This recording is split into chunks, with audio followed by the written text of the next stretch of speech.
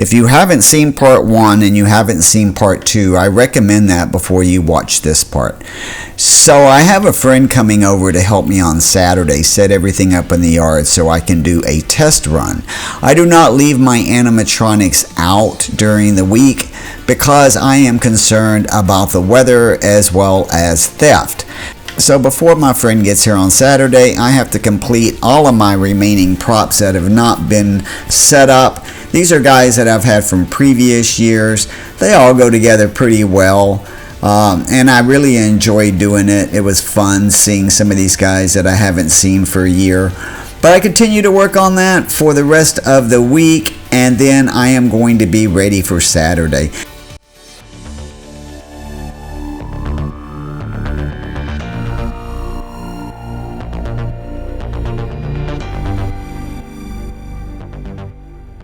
So now I'm going to build that boogeyman, and he's quite a show catcher because he's so tall. I had to move him out. When I moved him out, it caught the attention of some of the neighborhood kids. One of the girls came over with some others, and they just watched me build. But at the end of this build, I needed to get him in the garage, and he's so large it would be really hard for me to get him in the garage. She offered to help me. I took her up on that offer. It was pretty gracious of her. We got him back in the garage. Little did I know that gave her the opportunity to look around and see more. And what happens next? Of course, all the other kids are like, well, if she can look, we can look. And then I had a whole troop of kids come through the garage to look at props, which is okay by me, right? Halloween is for the kids, and that's why I do this. So they moved on. I continued on, and I got the werewolf done. This werewolf is from many years ago from the Home Depot. Still one of my favorite props, and he's going to go great with my new werewolf from Costco this year. I can't wait to see what they look like together. This is my lunging Reaper, about 4 or 5 years old now, and I love this one so much that last year I even ended up replacing a gear that broke in him just so I could bring him back to life. He's complete and he is ready to go into the garage. So I'm sticking everything in the garage because I'm having everything ready for Saturday when my friend comes over. Chucky will not go in the garage. Chucky lives in the house. I just had to take him apart for something that I attended earlier. So it is now Saturday, and Scott is going to be coming over to help me soon. So I start to clear out what I can and set up what I can before he arrives. The goal initially is to get all of the props that I have built out of the garage, and that's going to be so that I can take my thumbnail picture. Oh good, look, it's Scott. Scott, put down your stuff. It's time to get busy. So I say, we're going to move this over here. We're going to move this over here because I need a good thumbnail picture, Scott. So help me get everything out of the garage initially so that I can just set up for a thumbnail. It's a really, really windy day. So as I put stuff down, I went on ahead and put gym weights onto them to keep them from falling over. Now, it was kind of challenging getting some of the props out of the arch, especially larger ones. As I edited this video, I thought, dummy, why didn't you just move the arch out of the way? The arch is tied to the house, so it will not get stolen nor fall over, but it's just done with some fishing wire and a hook, and I could have just undone that and went on ahead and moved it out of the way. So the next time I have to do this, I will be moving that arch, because you can see here with the werewolf, it was a crazy fit.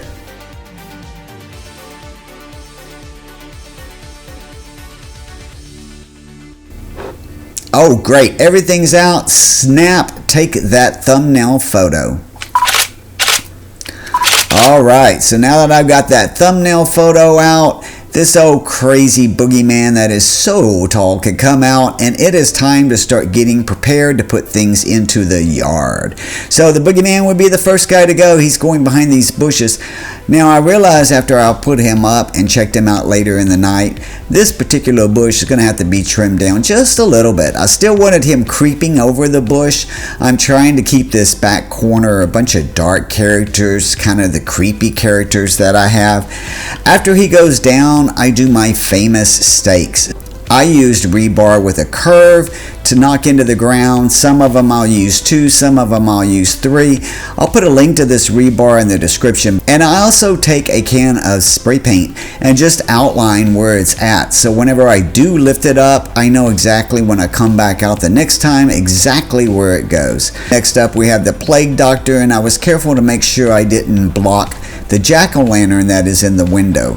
Now, after studying the Plague Doctor later on in the video, I realized that he probably is going to be coming a little bit forward in the final setup. He kind of gets lost being here in the back. And more of that securing down to the ground. So, next up we have the Lunging Reaper. Now I'm going slow here because I want you to see how we're handling this.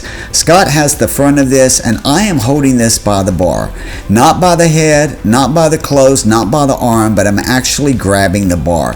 So when you're moving these props around, it's really important to hold them correctly. Otherwise you're going to bend those poles, unsecure those poles, and you're not going to have a very stable prop, or it's just going to break when you're trying to move it. So now I have the cauldron. Now I am kind of OCD, as I've realized when I edit this video. Cauldron goes here, cauldron goes there. I can't figure out. I have to stand back. I have to look. Oh, I know. It needs to go just about 6 inches further back. Yep, that's how particular I am about where I set up my things. But once I have that done, it is time to start moving in witches. So this is Lethal Lily, and the spellcasting witch is also going to be part of this cauldron scene. Lethal Lily and the spellcasting witch are now in place. Leatherface was also put into place, and I'm just kind of panning around the yard just to say, hey, did everything turn out the way that I think that I wanted it to turn out? And I'm pretty happy, other than again that Plague Doctor needs to come forward on the next round. So now with this done, here come the neighborhood kids. This girl is in love with the Plague Doctor. She came over to just let me know that she's a doctor, not just any doctor, the Plague Doctor. Uh-oh, here comes Daddy. Get back here, girls. It's time to go to guitar practice. Okay, so I can get to moving on. Here's Frankenstien, certainly one of my favorite newbies. So as I continue to work and get Frankenstien down and staked into the ground, I get more visitors that come up and down the street that want to see what the heck is going on.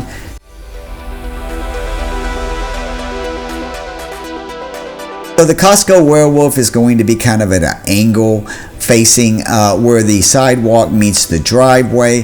He's going to look really great there. And next to him is going to be the Home Depot Werewolf, which I'm excited to get him next to my Costco Wereewolf.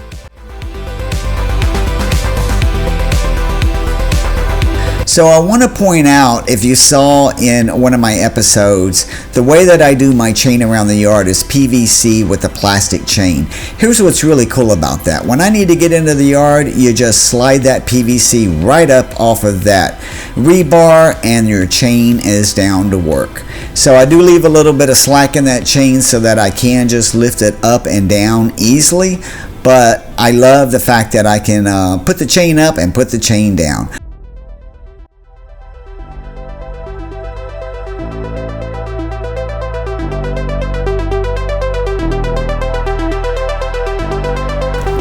I asked Scott to go and start working on the cauldron with the witches. Witches is his thing. He knows about witches. He knows about cauldrons. So he was happy to go and do that. Now on the other side of the driveway is going to be Art, the Pale Girl, and Dr. Rick Rotten. So we got those two characters up. We went back and forth. Should it go here? Should it go there? Ultimately, Scott said it didn't make sense to kind of be so far away. They need to be close to each other. I agreed, and that's where she was, and we staked her on down. So now I have Grim. Grim will not be going in the yard. I had him in the yard last year and he kind of got lost, so I wanted to keep him out on the patio. I have to be careful not to block that window where the projection is and not to block my jack-o'-lantern stack. Now it's time to work on the garage scene. If you saw previous episodes, you kind of have an idea what I'm going to do here. But I'm ready to kind of set that up to see if I can't do a little test on that. I really haven't seen how the fog's going to roll out here. So I kind of need to line these guys in place and test out that fog and see if it's going to be the effect that I want. Meantime, here comes Dr. Rick Rotten. He also will not be in the ground. He's one of my star pieces, and I want him to be right here on the driveway saying hi to everybody. I think it's a good spot for him anyway. He doesn't really match with other ones that I have.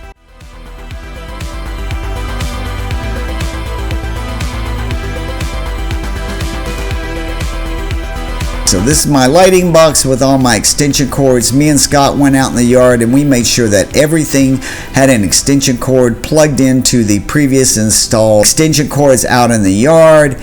A few things weren't going, so we had to walk around, see, did the plug not go in? Did it need to be turned on? The objective for this run is to make sure everything is good, because I want to do some night shots to test out what everything looks like.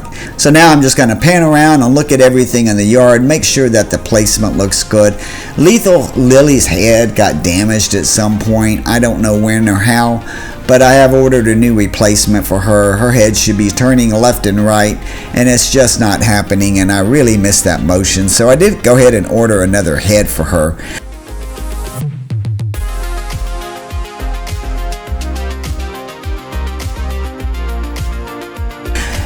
Grim looks great over on the patio. He's not hidden anymore, and I'm super happy with that.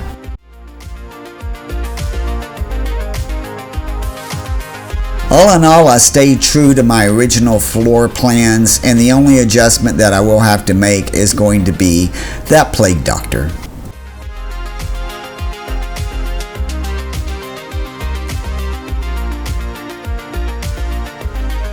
I love the way that the positioning of the werewolves turned out. Like I said, one is aimed at an angle. When you walk up, it will get you, and then when you come up to get your candy, the other one will trigger and get you. And it's kind of a cool double scare. They won't be triggering off at the same time.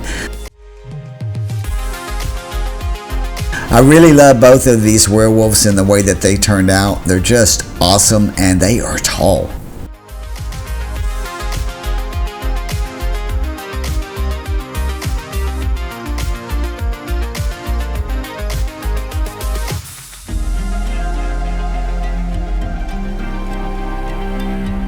So I got the wires on the other side of the driveway. Everything is looking good. Dr. Rick Rotten looks fantastic up here. If you don't know about Dr. Rick Rotten, I have a video on that. He used to be called Rick Ratman from Spirit Halloween. I liked his movement, but I didn't like the way that he looked, and he got a major makeover to become Dr. Rick Rotten. So back into the garage. It is now time to test what I want it to have, which is a layer of fog on the garage floor. That's just the effect that I wanted to do here in the garage. It's just kind of have this low-laying fog in this scene. All three of these are animatronics. They're not turned on right now, but I just wanted to really test how the fog's going to look, and I'm very happy with the results and the way that it's looking.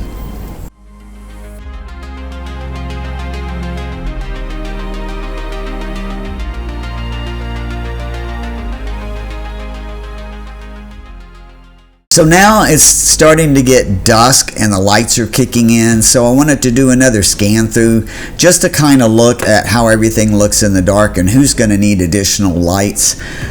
I did not get to finish all of my lighting, so I don't have all of the lighting set up just yet, but I did have a portable light with me that I was able to move around that changes colors, and mostly I wanted to be able to use that to figure out who's going to look good underneath what lighting conditions and colors. Next weekend I'll be putting everything out and getting all of the lighting permanently set up. So kind of just going through and looking. Obviously Leatherface is going to need some serious lights. Frankenstein's going to need some lights. But I just wanted to kind of see what everything's looking like at dusk. I really love the way that the window turned out.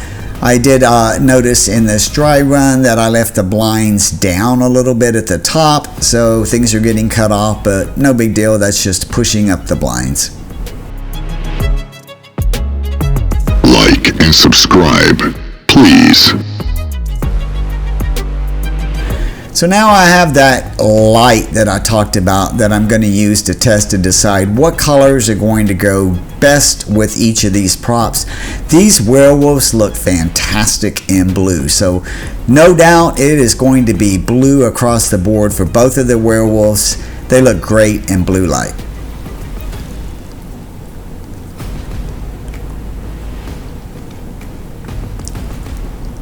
Last year I actually used a strobe light on this werewolf, but I'm actually more happy with the way that he looks in the blue. That just looks freaking awesome. I will be showing you how I am going to set up my lights in the next video on the final run. I didn't put any fog machines out tonight because one of the remote controls ran out of a battery, and I decided to go ahead and just save the fog machines and the lighting for episode 4, which will be the final episode of this series. So here is one last pan of how things are looking. I'm going to go through and just look at a few other things with my light.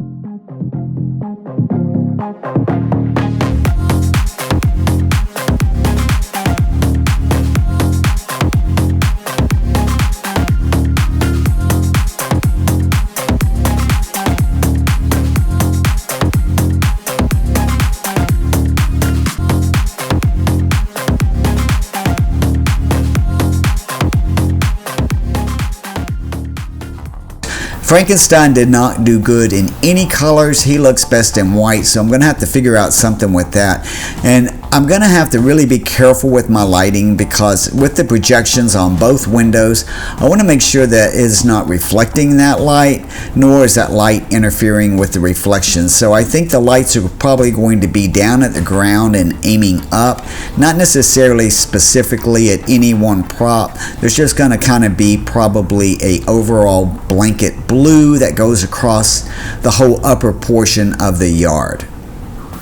So I'm kind of wrapping up my testing. I'm pretty happy with the way everything is turning out. I can't wait to get to episode 4 with the final lighting and the fog machines, and I'll probably show you some of the sounds that I'm using as well. So it was a great Saturday, got a lot done. I'm happy with the way things are turning out. Let me know in the comments what you think about how things are looking out. Stick around for episode 4, the final, and until next time, stay spooky, my friends.